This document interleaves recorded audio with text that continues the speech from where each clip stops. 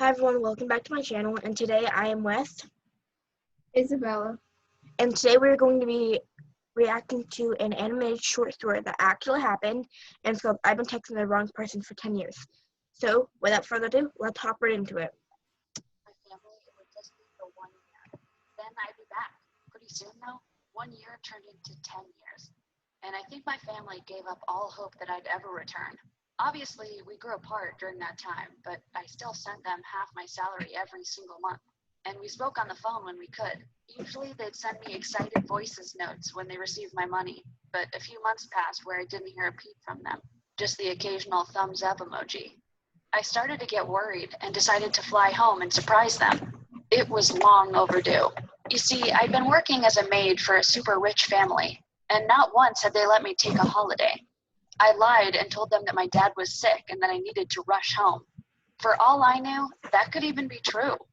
I expected them to tell me to go straight away, but instead they told me I couldn't leave, and that if I dared to, they'd fire me. So I got fired. They gave me 1 hour to pack up all my stuff, say bye to the kids, and get out. I couldn't believe it. After everything I'd done for them, well, now I was even more excited to get home to my family, who loved me dearly. I used up the last of my savings to buy the plane ticket, but I knew once I got home I could live with my parents and they would take care of me, just like I'd taken care of them for all these years. Except when the taxi pulled up outside my parents' address, something didn't seem right. My dad loved gardening, but the garden looked like a wreck. Panic shot through my body. Something must have happened to him. I ignored the mess and rushed to the front door and started knocking. I knew no one was in because the house was in darkness. I decided to just try the door in the hope that it would open, and wow, it actually was. I walked right in, and I'm not joking, it smelled like someone had died in there. I covered my nose and ran into the other two rooms in the That house is where very the place was scary. deserted. Then I heard a shuffling sound. My heart froze. My parents were still here after all. I turned around and said, "Surprise, I'm home!" Except instead of seeing my parents standing there, I was face to face with a huge, hairy guy, and he looked more shocked than me. I screamed and asked what he was doing in my house. And before I could say anything more, he started running. "Hey, I'll call the police!" I screamed, and that got him. He stopped running and came back up the path. Then he laughed and said, "Nobody lived here in months, sweetie. I moved in when I saw the place was deserted. Finders keepers, right?" I couldn't believe it. Where were my parents? I had a really bad feeling. Had they just abandoned me? I looked around the room and noticed there were some envelopes lying on the table. They had my handwriting on them, and they were empty. The guy saw me looking at them and said someone had been sending money to the house, and how sweet it was of them. This couldn't be happening. I had to get to the police. My parents could be in danger, or worse, they could be dead. The guy said he had to go run an errand, and I don't know why, but I decided to look around just to make sure my parents weren't tied up somewhere. Clearly, I'd been watching too many horror movies. The place was filthy, but seeing as I'd spent the last 10 years as a maid, I got to work and started cleaning the place. Hours later, the guy came Oh, back, and I as soon as he was understand inside, why I it's asked him called what I've to Been do. Texting the Wrong He said Person for he'd 10 never even years. seen my parents, and that this place had been empty when he moved in. I didn't believe him at all. He looked scared and pulled out his phone to call the police. "Hey, that's my dad's phone!" I shouted at him. Then he looked at me and said, well, it was here when I moved in, so I just sort of claimed it." But I didn't understand. Why had he been replying to me then? I asked him about the thumbs up emojis, and he said he was just being polite. And then he said, "Oh, so you're Anna then. Thanks for the money, doll. You've been a real help. We call you Anna the Angel around here. Very sweet of you." This was too much. I tried calling my mom's number, and suddenly I heard a She was phone ringing. texting a "Oh, I stranger didn't think Margot was here," that the hairy thought guy said. was her Then he parents. dug around in a sleeping bag and pulled out my mom's phone. I gave up. I'd just have to go to the police.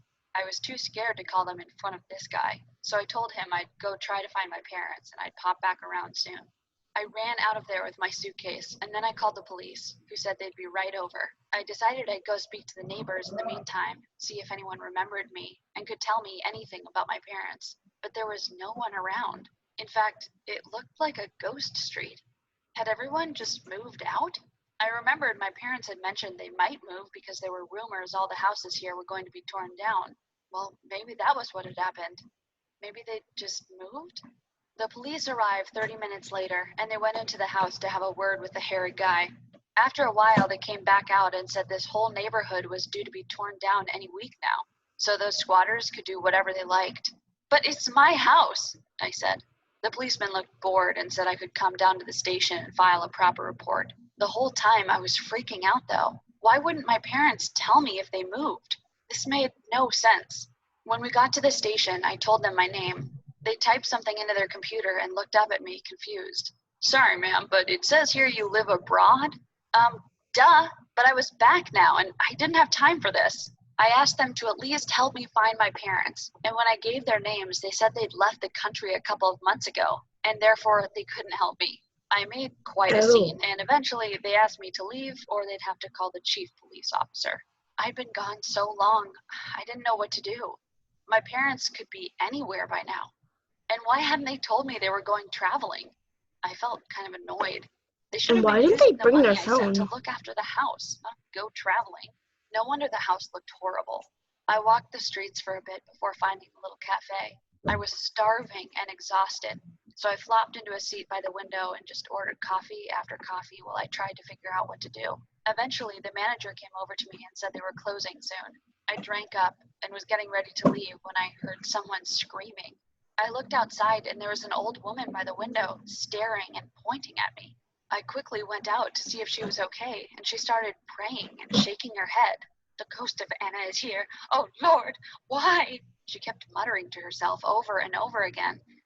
And then I recognized her. It was my grandma's best friend. My grandma had died when I was little, so we'd lost touch with her over the years.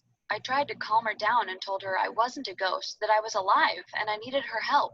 We found a nearby bench, and she was honestly shaking. I told her I'd been living abroad and had just come home because I hadn't heard from my parents in ages. She then told me that she'd seen my parents about 2 months ago, and they'd been hysterical, saying I'd died. So they'd left to go and collect my body. She said no one had seen or heard from them since, but that there'd been a rumor going around that they decided to stay abroad because they were too sad to come home without me. This was crazy. I was clearly alive. Why would my parents think I died? But why did they think I was dead when I was messaging them this whole time? I asked her. And the old lady looked at me and said, your boss sent a letter to them saying that there had been some kind of accident and you sadly passed away. No, why would my boss do that? I mean, he didn't treat me that well, but he wasn't cruel. I didn't get it. Apparently he was. I needed to call my boss and ask him about this. He didn't pick up, though. I tried dozens of times, but he just ignored me. What did I expect? He'd fired me. Suddenly, things started to make more sense. The way my boss had been so quick to fire me and told me not to bother coming back. Why had I let him treat me like that? But to tell my parents I died? That was too much. He could go to prison for this. I left the old lady and ran back to the police station. I told them the whole story, and then I gave them my boss's number and asked if they could call him to see if my parents had been in touch with him. They could see I was getting frantic, and finally they started to take me seriously. The chief assured me that they'd do some investigating, and then I gave them my number and hurried back to my parents' house. I wanted to ask the hairy guy some more questions. As I ran home, I couldn't stop thinking about my boss. How could he do this? My poor parents. Her From a boss is distance, I cruel. noticed the hairy guy was sitting outside with a woman who I assumed was Margot. Luckily, it was dark by then, so I managed to walk along without being seen. They were chatting quite loudly, and what they said shook me to my core. To be honest, I ain't sure she believed what I was saying about us being squatters. What if she figures out her parents left the country because they thought she died? We need to get on the run again. Maybe we can try our luck again in the next town. Then Margot laughed and said, I can't believe they fell for it. It was too easy, wasn't it? Let's just pack up quickly and get out of here before the police get onto us. I couldn't believe it. So they'd done this, not my boss. They were criminals. Why would they do this? I was too scared to confront them, so I quickly called the police and asked them to come to my parents' address. They arrived just in time. The hairy guy and Margot were almost all packed up and were heading out to an old beat-up car, which I recognized as my dad's old car. Of course. She's Well, been they texting a didn't make criminal it for any 10 further than years. the garden path before the police arrested them. They'd called my old boss, and of course he'd known nothing about this and hadn't seen my parents. I needed to find them. But before that, I got to watch the police arrest the hairy guy and that Margot woman. They kept shouting at me, but I just stood there, grinning. I hope they got locked up for the rest of their lives. I wanted to beat myself up over the fact that I left to surprise my parents, but at the same time, thank God I did, because otherwise, who knows what those criminals would have done next. As it turns out, my parents weren't their first victims. They'd done this to 3 other families.